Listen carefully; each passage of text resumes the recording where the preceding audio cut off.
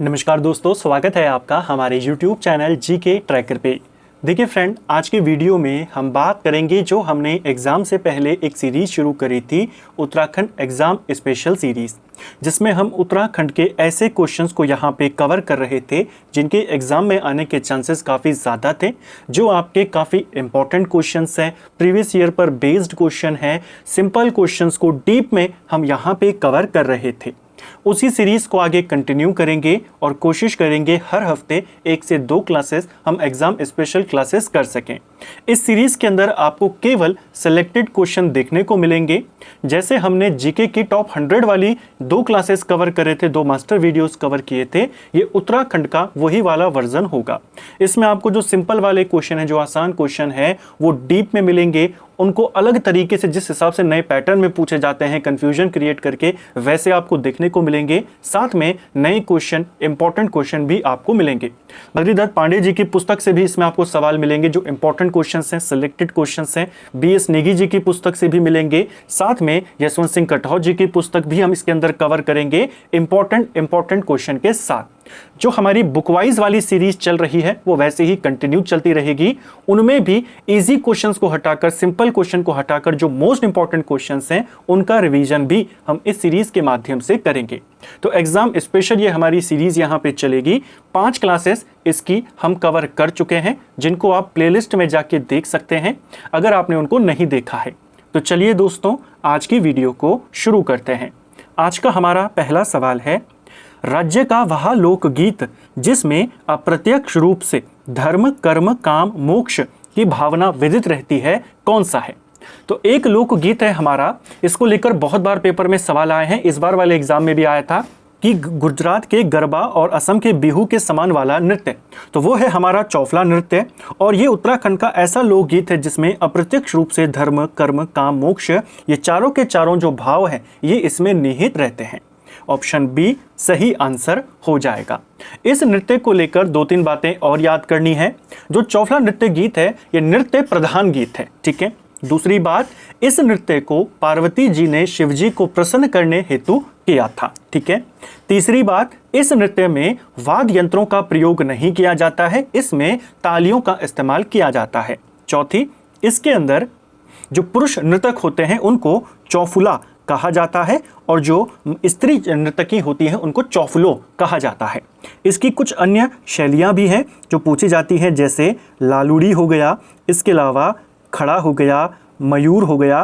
पूछेगा ये सारी किस नृत्य की शैलियाँ हैं, तो ये हमारे चौफला नृत्य की शैली हैं, ठीक है। अगला, रमाण लोक नृत्य में खलियारी पातर किस प्रकार के मुखौटे होते हैं?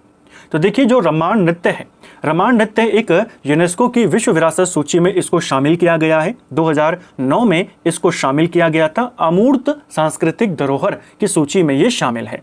जो रमाण उत्सव होता है, इसमें रामायण की थीम पर, रामायण की कथा यहाँ पर की जाती है, रामायण के प्रसंगों को किया जाता है मुखौटे लगा करके। इसमें अलग अलग प्रकार के मुखौटे होते हैं। टोटल इसमें लगभग 17 प्रकार के मुखौटे होते हैं। ये जो मुखौटे होते हैं इनको मुख्य रूप से 2 कैटेगरी में बांटा जाता है, या तो देवी देवताओं के मुखौटे होंगे या फिर मनोरंजन के मुखौटे होंगे। जो देवी देवताओं के मुखौटे होते हैं उनके लिए कहा जाता है घौ पत्तर, ठीक है, या घौ पातर। और जो मनोरंजन के मुखौटे होते हैं उनके लिए कहा जाता है ख्याली पारी, ख्याली पातर या ख्यालरी पातर, ठीक है। तो यहाँ पर आपको पूछा है ख्यालरी पातर ये किस प्रकार के मुखौटे में आता है, ये आ जाएगा मनोरंजन वाले, ठीक है। जो देवी देवताओं के मुखौटे होते हैं उनको घौ पातर कहते हैं और जो मनोरंजन के लिए होते हैं उनको खलियारी पातर कहते हैं। इसे कब शामिल किया गया यूनेस्को की सूची में? 2009 में 2 अक्टूबर को शामिल किया गया। जो रमाण है ये है क्या? तो यह एक विशेष नृत्य है, नाम भी इसका पूरा क्या है, रमाण लोक नृत्य, ठीक है। रमाण नृत्य को फेमस करने का श्रेय किसको दिया जाता है? तो कुशल सिंह भंडारी को दिया जाता है। मुख्य रूप से कहां पर मनाया जाता है? तो ये चमोली के सुलूर डुंगरा गांव और सेलंग गांव में मनाया जाता है। किस महीने में? तो यह उत्सव वैशाख महीने में मनाया जाता है, ठीक है। ढोल दमाऊ वाद्यंत्र का प्रयोग इसके अंदर किया जाता है, इसको भी ध्यान रखना है, ठीक है। अगला, पर्वतीय छिछली मिट्टी निम्न में से किनमें पाई जाती है? तो जो पर्वतीय छिछली मृदा है ये पाई जाती है हिमानी क्षेत्रों में।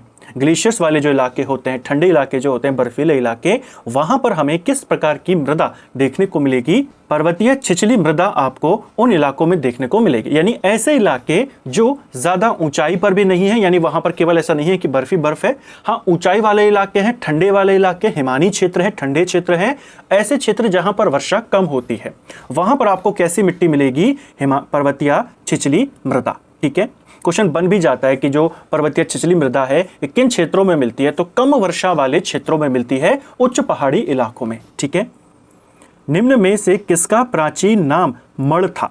तो इनमें से किसका प्राचीन नाम मड़ है? मड़ क्वेश्चन को लेकर, इसके नाम को लेकर भी सवाल बनता है, प्राचीन नाम कई बार पूछ लेता है पेपर में। मड़ प्राचीन नाम था लाखा मंडल का। ऑप्शन डी सही आंसर हो जाएगा। ठीक है, लाखा मंडल को मूर्तियों का भंडार भी कहा जाता है, इसको भी याद रखना है। माणा की बात करें, इसका प्राचीन नाम क्या था? माणा का प्राचीन नाम था मणिभद्रपुरी। ठीक है, मुक्तेश्वर का प्राचीन नाम पूछा जाता है, मुक्तेश्वर का प्राचीन नाम था मोतेसर। और मुंशियारी का प्राचीन नाम पूछा जाता है, इसका प्राचीन नाम था तिक्सैन। इन सबको भी याद रखना है। इसके अलावा कुछ और इंपॉर्टेंट नगर जहाँ के प्राचीन नाम आते हैं, जैसे कालसी। कालसी से अशोक का हमें शिलालेख मिला है। कालसी के प्राचीन नामों में एक नाम आता है इसका कालकूट, इसको याद रखना है। एक आता है शुद्ध नगर, ये भी इसी को कहा जाता था। एक नाम आता है इसका युगशैल। ये सारे नाम किसके हैं? कालसी के हैं। अगर हम बात करें रुद्रप्रयाग के, रुद्रप्रयाग के कौन कौन से नाम हैं? तो रुद्रप्रयाग को रुद्रावत कहते थे। इसके अलावा इसे पुनाड़ नाम से भी जाना जाता था। ठीक है, एक चक्रा, ये किसका प्राचीन नाम है? एक चक्रा चक्राता के लिए कहा जाता था। ठीक है, इसके अलावा दुगड्डा, दुगड्डा के लिए कहा जाता था नाथोपुर, इसको भी याद रखेंगे। खटीमा के लिए कहा जाता था मकरपुर, ये भी पूछा जाता है। ठीक है, राज्य का सबसे बड़ा आंतरिक जनपद कौन सा है? अब देखिए, ऐसे क्वेश्चन अब बनने लगे हैं कि जो सिंपल क्वेश्चन है कि सबसे बड़ा जनपद कौन सा है, सबसे छोटा कौन सा है, ऐसे क्वेश्चंस को एग्जाम में अब थोड़ा डिटेल में पूछा जाने लगा है क्वेश्चन आसान है, बस आपको थोड़ा और डिटेल में बताना है कि आंतरिक जनपदों में, आंतरिक जनपदों की संख्या कितनी है। आप जानते हैं उत्तराखंड में आंतरिक जनपदों की संख्या 4 है। कौन कौन से हैं? एक हमारा टिहरी गढ़वाल है, एक हमारा रुद्रप्रयाग है, एक हमारा अल्मोड़ा है और एक हमारा बागेश्वर। तो ये हमारे आंतरिक जिले हैं। आंतरिक जिले वे जिले होते हैं जो ना तो किसी दूसरे राज्य के साथ टच करते हैं, ना किसी दूसरे देश के साथ लगते हैं। उत्तराखंड में आंतरिक जिलों की संख्या 4 है, जिसमें 2 जिले हमारे गढ़वाल मंडल में हैं और 2 जिले हमारे कुमाऊं मंडल में आते हैं। इन चारों में सबसे बड़ा कौन है वो आपने बताना है। अगर हम इनके क्षेत्रफल की बात करें, टिहरी गढ़वाल का क्षेत्रफल लगभग 3600 वर्ग किलोमीटर के करीब है। रुद्रप्रयाग का क्षेत्रफल 1900 वर्ग किलोमीटर के करीब है। अगर हम एग्जैक्ट की बात करें तो 1984। अल्मोड़ा की बात करें, इसका क्षेत्रफल कितना आता है? 3139।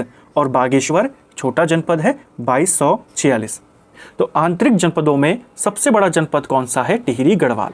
ऑप्शन सी सही उत्तर होगा। ओवरऑल हमारा सबसे बड़ा जिला कौन सा है? वो चमोली है। सबसे छोटा जिला हमारा चंपावत है। ठीक है, जनसंख्या के अनुसार अगर हम बात करें तो सबसे बड़ा जिला हरिद्वार है जनसंख्या के अनुसार, और सबसे कम जनसंख्या रहती है रुद्रप्रयाग में। ठीक है, केदारनाथ को प्राचीन ग्रंथों में क्या कहा गया है? तो केदारनाथ धाम के लिए प्राचीन ग्रंथों में भृंगतुंग शब्द का इस्तेमाल किया गया है। ऑप्शन सी हमारा सही आंसर होगा।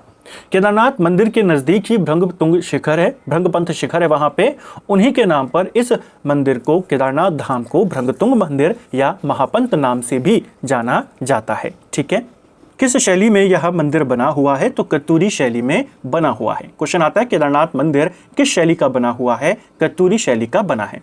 जो उत्तराखंड के एनसाइक्लोपीडिया कहे जाते हैं शिव प्रसाद डबराल, वे इसे कत्यूरी शैली में मानते हैं। ठीक है, इस मंदिर का निर्माण जो है वो भूरे रंग के पत्थरों से हुआ है, त्रिकोण आकृति वाली शिलाओं से इस मंदिर का निर्माण हुआ है। ठीक है, यहाँ पर भगवान शिव के किस भाग की पूजा होती है? तो उनके पृष्ठ भाग की पूजा, यानी उनकी पीठ की पूजा यहाँ पर होती है। ठीक है, थारू जनजाति से संबंधित निम्न में से कौन सा कथन असत्य है? तो यहाँ पर आपका कौन सा कथन गलत है वो आपने बताना है। देखिए, पहला, इनमें विवाह पक्का होने को बात कट्टी कहा जाता है। क्या पहला वाला सही है आपका? थारू जनजाति में जब विवाह पक्का होता है उसको कहते हैं पक्की पौड़ी, ना कि बात कट्टी। तो ये वाला आपका पहला वाला ही गलत है।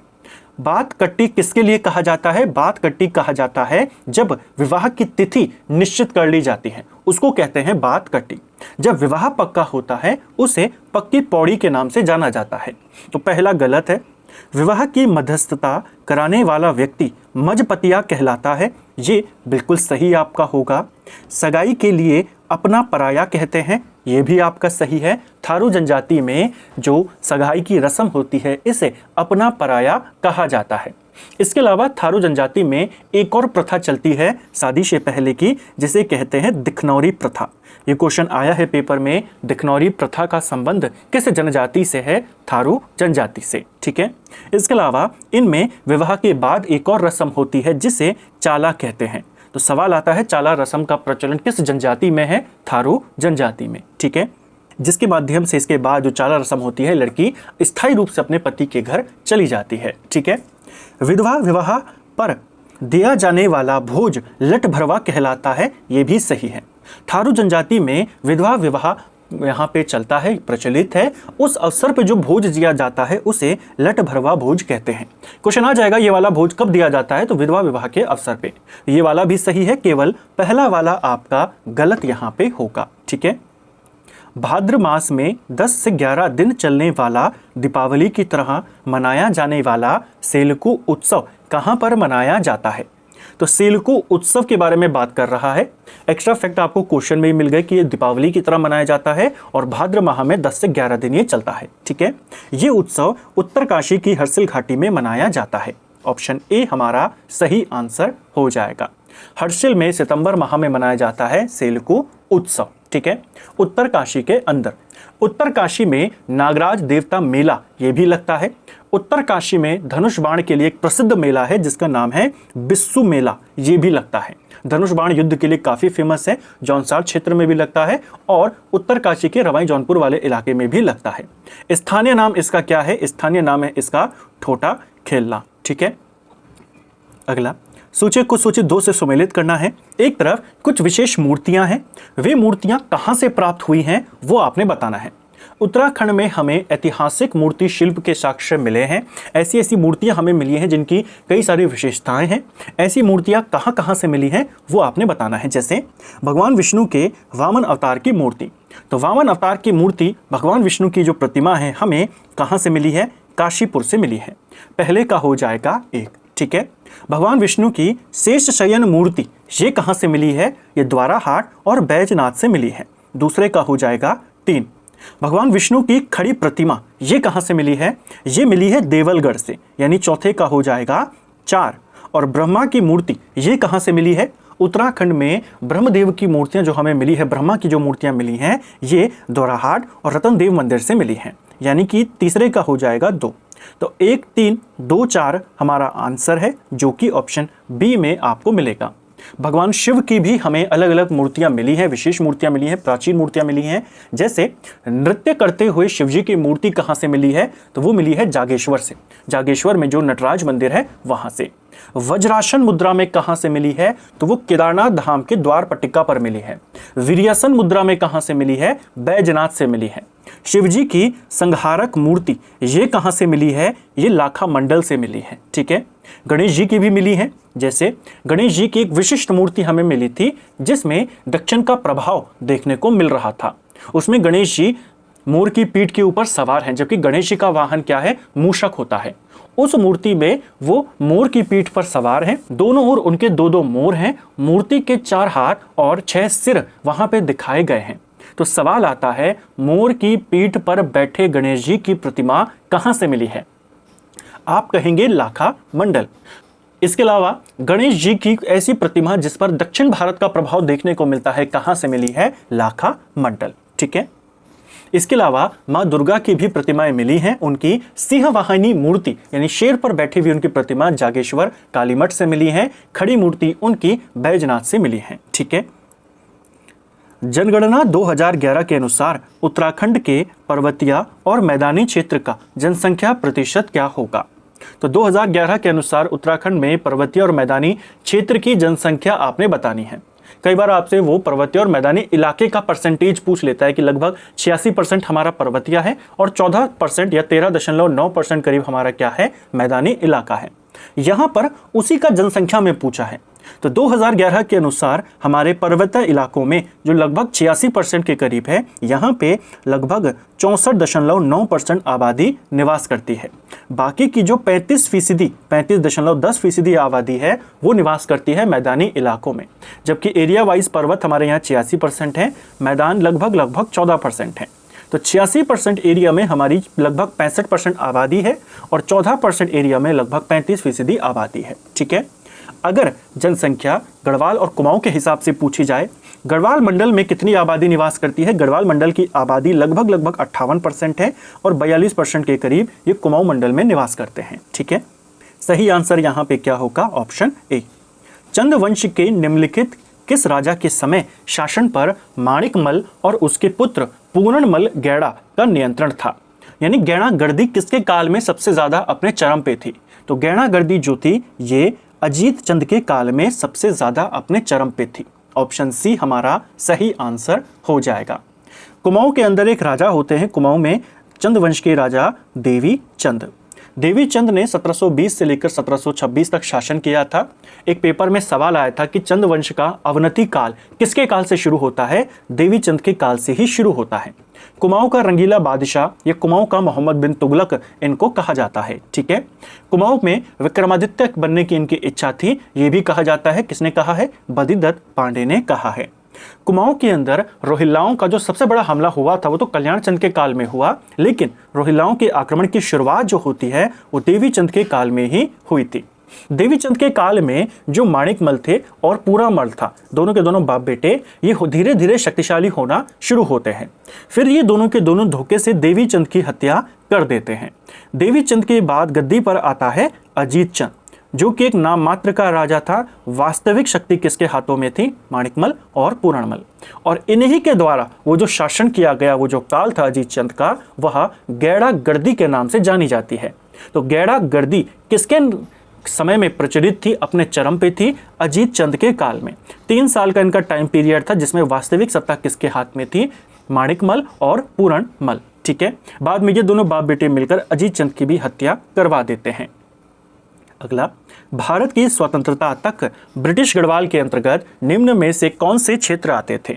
ब्रिटिश गढ़वाल के अंदर उस समय कौन कौन से इलाके आते थे? तो ब्रिटिश गढ़वाल का पूछा है केवल। तो देखिए, भारत की स्वतंत्रता तक ब्रिटिश गढ़वाल के अंतर्गत कौन से क्षेत्र आते थे आज के? तो आज का पौड़ी ये भी किस में शामिल था? ब्रिटिश गढ़वाल में। आज का चमोली भी ब्रिटिश गढ़वाल में था। आज का रुद्रप्रयाग भी ब्रिटिश गढ़वाल में उस समय शामिल था। जिले बने नहीं थे उस समय हालांकि, लेकिन ये सारे के सारे इसमें आते थे। अब आप देखेंगे, भारत आज़ाद हुआ 15 अगस्त 1947 को, और टिहरी का विलय भारत के अंदर कब हुआ? टिहरी का विलय होता है 1 अगस्त 1949 को। तो यहाँ पर इस तारीख में क्या स्थिति वो पूछा है। तो उस समय जो टिहरी रियासत थी वो अलग थी, ब्रिटिश गढ़वाल का पार्ट नहीं था, और टिहरी के अंदर उत्तरकाशी भी आता था। तो 4 और 5 जो है ये उस समय ब्रिटिश गढ़वाल में शामिल नहीं थे। केवल 1, 2, 3 हमारा उत्तर हो जाएगा। ठीक है।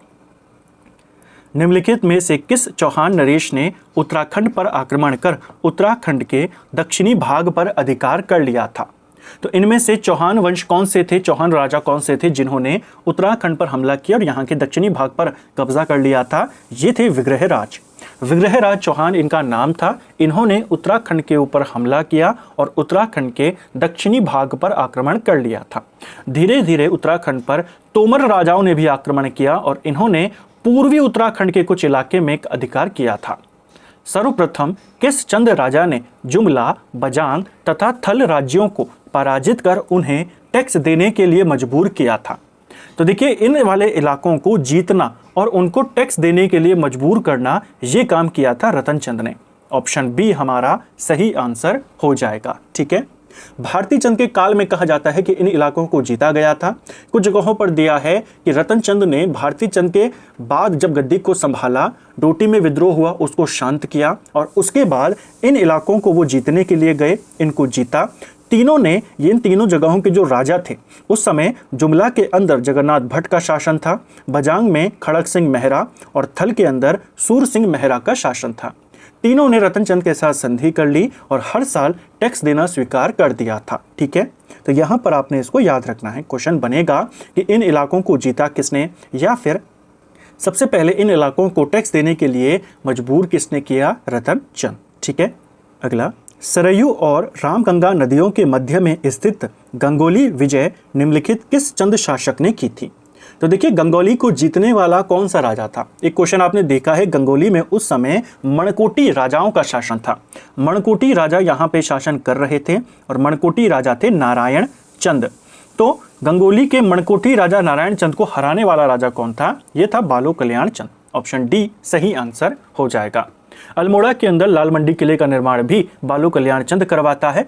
गंगोली के मणकोटी राजा नारायण चंद को भी हराता है। और डोटी के जो राजा थे हरिमल, हालांकि कई जगहों पर दिया है कि डोटी में उस समय शोभामल राजा राज कर रहे थे। हरिमल वहां का राजकुमार था और उसी की बहन के साथ, हरिमल की बहन के साथ, जो बाद में जाके डोटी का राजा बनता है, उसी की बहन के साथ बालो कल्याण चंद का विवाह हुआ था। ठीक है, इसको लेकर भी एक क्वेश्चन आया था। इसका कॉन्सेप्ट हमने कई बार पढ़ा हुआ है कि बालो कल्याण चंद ने डोटी के राजा या राजकुमार हरिमल की बहन के साथ विवाह किया था। दहेज में 2 क्षेत्रों की डिमांड करी थी, एक सौर क्षेत्र और एक सिरा क्षेत्र। ठीक है, तो इसको सौर क्षेत्र दिया गया था, सिरा इसको नहीं दिया गया। बाद में बालो कल्याण चंद के बाद गद्दी पर आते हैं रुद्रचंद। रुद्रचंद का टारगेट था सिरा को जीतना, प्रयास करता है लेकिन नहीं जीत पाता, हरिमल हरा देता है। बाद में कौन आता है, पुरुषोत्तम पंत आता है और पुरुषोत्तम पंत की मदद से सिरा जीत जाता है रुद्रचंद।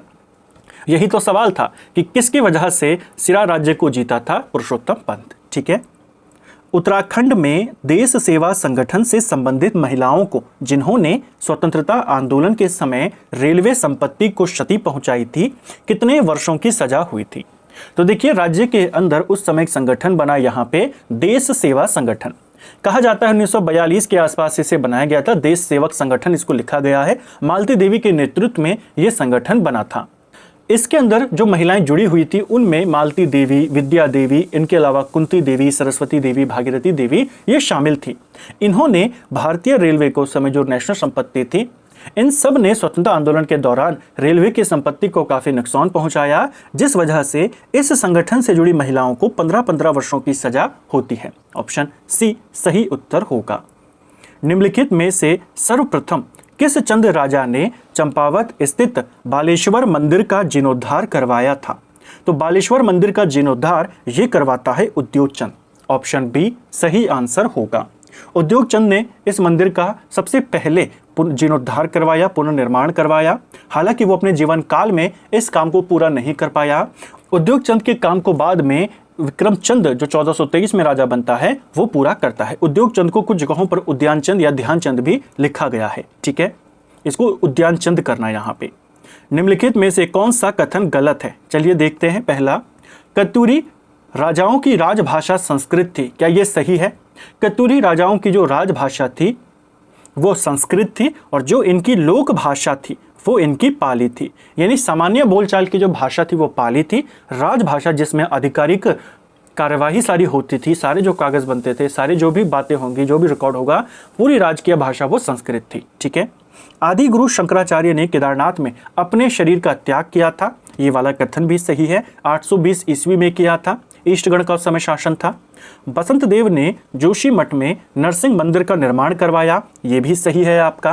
पूछा जाता है जोशी मठ का जो नरसिंह मंदिर है, जहाँ पे शीतकाल में बद्रीनाथ जी की शीतकालीन पूजा होती है, इस मंदिर का निर्माण किसने करवाया। तो आप कहते हैं कत्यूरी वंश के जो संस्थापक थे बसंत देव, उन्होंने करवाया। ठीक है, बसंत देव ने कोई भी उपाधि को धारण नहीं किया था, क्या ये सही है आपका।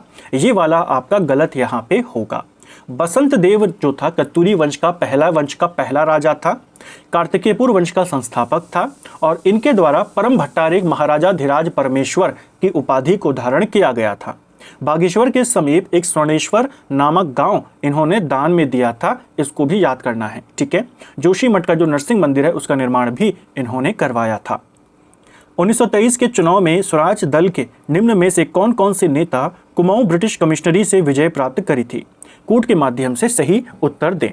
आप जानते हैं 1922 में चौरा चोरी घटना के बाद जो आंदोलन चल रहा था, असहयोग आंदोलन, उसको कैंसिल कर दिया जाता है महात्मा गांधी के द्वारा उसी समय इलेक्शंस होने थे, प्रांतीय चुनाव होने थे, तो कांग्रेस उनका बहिष्कार करने के लिए तैयार थी।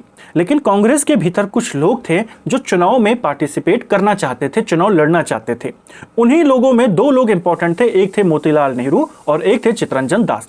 दोनों मिलकर के एक पार्टी बनाते हैं, स्वराज पार्टी। ये कांग्रेस के भीतर का ही एक संगठन था, यानी कांग्रेस के ऐसे लोगों का संगठन जो चुनाव लड़ना चाहते थे। तो इन्होंने चुनाव लड़ा। 1923 में जब इलेक्शंस हुए तो कुमाऊं कमिश्नरी में जो संयुक्त प्रांत की विधान परिषद थी उसके लिए भी इलेक्शंस यहां पर हुए। इसमें उत्तराखंड यानी ये जो पहाड़ी इलाका था इसके लिए कुमाऊं कमिश्नरी जो थी इसके लिए 3 सीटें निर्धारित की गई थी। इन 3 सीटों में 1923 में कौन कौन यहां पे जीते? 3 सीटें कौन सी थी? एक थी गढ़वाल सीट, एक थी अल्मोड़ा सीट और एक थी नैनीताल सीट।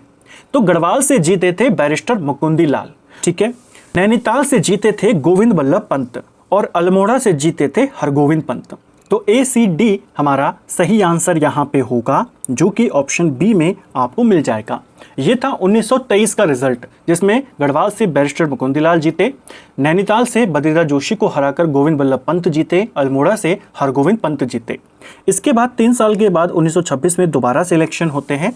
अब की बार गढ़वाल से फिर जीतते हैं बैरिस्टर मुकुंदीलाल, नैनीताल से जीतते हैं GB पंत, लेकिन अल्मोड़ा से इस बार परिवर्तन हो जाता है। अल्मोड़ा से अब की बार बद्रीदत्त पांडे जीत जाते हैं 1926 के चुनाव में।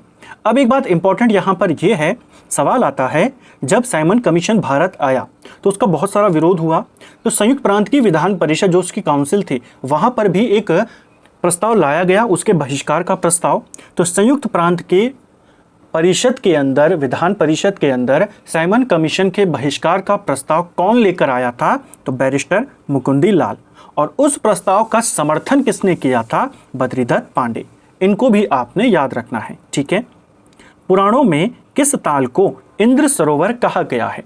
तो पुराणों में इनमें से किस ताल को इंद्र सरोवर के नाम से जाना जाता है? इंद्र सरोवर देवरिया ताल के लिए कहते हैं। ऑप्शन ए सही आंसर हो जाएगा। जो देवरिया ताल है हमारा, ये रुद्रप्रयाग में स्थित है, तुंगनाथ मंदिर के समीप है। चौखंबा शिखर का प्रतिबिंब इस ताल में हमें देखने को मिल जाता है। नैनीताल की बात करें तो इसे त्रिऋषि सरोवर कहा गया है पुराणों में, खासकर मानस खंड में। और देवताल की बात करें, यह सरस्वती नदी का उद्गम है। कामेट चोटी जो है, कामेट शिखर जो हमारा है दूसरा सर्वोच्च शिखर, उसमें रत्ताकोना नामक एक जगह है, वहीं पर स्थित है देवताल, वहीं से आती है सरस्वती नदी। तो इसको भी याद रखना है, ठीक है। तो फ्रेंड्स, ये था हमारा आज का वीडियो जिसमें हमने उत्तराखंड जीके के 20 इंपॉर्टेंट सवालों को यहाँ पे देखा। हमने इन क्वेश्चन को पूरी डिटेल के साथ, पूरे एक्स्ट्रा फैक्ट के साथ, अच्छे से कॉन्सेप्ट को समझते हुए यहाँ पर कवर करने का प्रयास किया। उम्मीद करता हूँ आपको आज का वीडियो पसंद आया होगा। अगर आपको ये वीडियो पसंद आई है तो वीडियो को लाइक करें, चैनल पर नए हैं चैनल को सब्सक्राइब करें, अपने दोस्तों के साथ शेयर करें। वीडियो आपको कैसा लगा कमेंट बॉक्स में हमें ज़रूर बताएं। Thank you friends.